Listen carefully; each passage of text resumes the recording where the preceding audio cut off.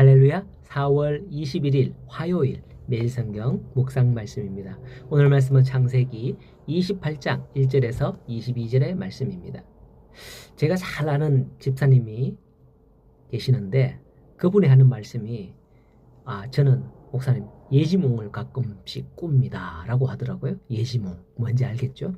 그래서 그 꿈대로 여기까지 왔다 하시는 말씀을 들었는데 여러분들은 어떻게 생각하실까요? 성경에서 보면 요셉이나 다니엘처럼 꿈을 통해서 하나님의 뜻을 드러낸 경우도 있지만은 오늘날에는 꿈이 하나님의 말씀인 성경보다도 위에 설 수 없고 삶의 결정을 좌우하는 절대 기준이 되어서도 안 되죠.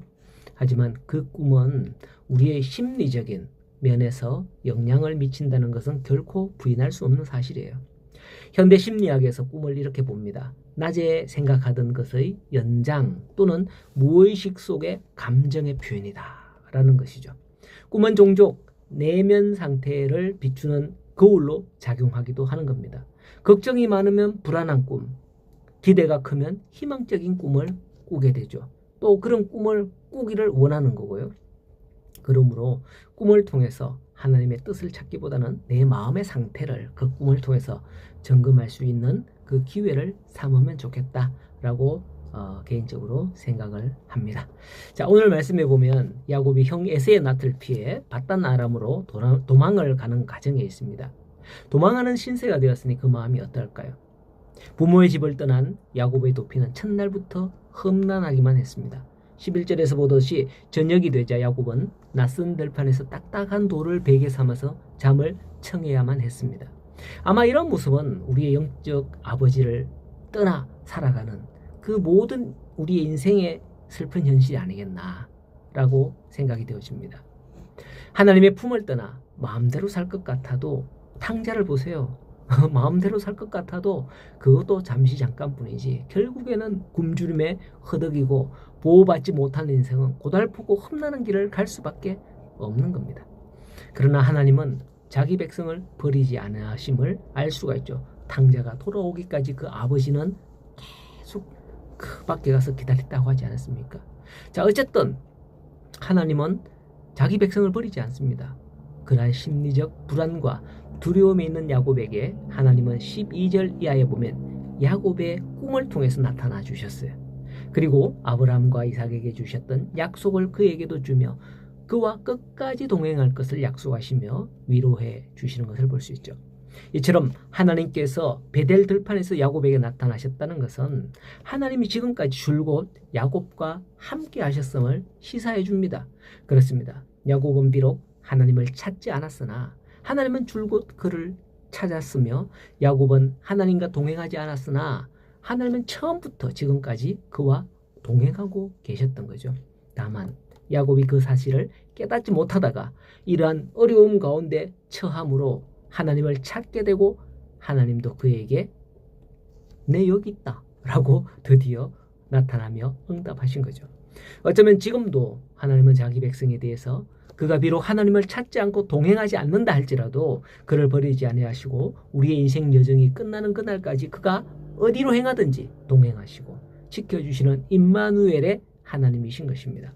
15절에 하나님께서는 그랬던 야곱에게 이런 말씀을 하시지 않습니까?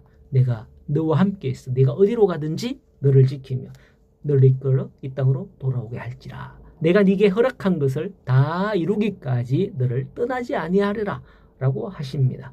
이 말씀은 단지 야곱에게만 하신 말씀이 아닌 줄로 압니다. 여기에 성경에 기록한 것은 이 말씀을 읽는 순간 아멘, 아멘, 아멘으로 받아들이며 붙잡는 모든 성도들에게 주신 약속인 줄 압니다.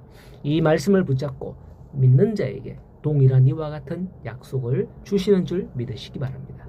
예수님께서는 임마누엘 하셨고요. 또한 우리를 위해서 보혜사를 보내주시겠다 하셨거든요. 우리가 언제 어떤 상황에 처하든지 그리고 우리가 하나님을 잠시 있는 그 순간에도 우리와 함께 하셔서 우리를 인도하시고 보호하시며 우리에게 허락하신 모든 일을 다 이루시고 말 겁니다. 이후에 야곱을 보면 그가 외산 좋은 집에 가서 하는 일이나 당하는 일 가운데에 하나님을 찾고 하나님의 뜻을 따르고 일일이 그렇게 하지 않거든요. 어쩌면 하나님은 잠시 뒤에 제쳐둔 채 이런 막 바쁘게 합니다. 그러나 그런 상황 가운데서도 이 약속의 말씀을 주신 하나님은 언제나 그의 편에 서셨음을 이후의 모든 말씀을 통해서 우리가 이미 알 수가 있죠. 그때 우리는 어떻게 해야 합니까? 그냥 단순히 땡큐 하나님 이렇게 끝내야 되겠습니까? 아닙니다. 21절에 보면 내가 평안히 아버지 집으로 돌아오게 하시면 여호와께서 나의 하나님이 되실 것이다 고백을 하죠. 야곱이. 지금까지는 아브라함의 하나님, 이삭의 하나님이라고 앞에 보면 불려졌거든요. 그런데 그 하나님을 내가 경험하고는 이제 나의 하나님이 되는 겁니다.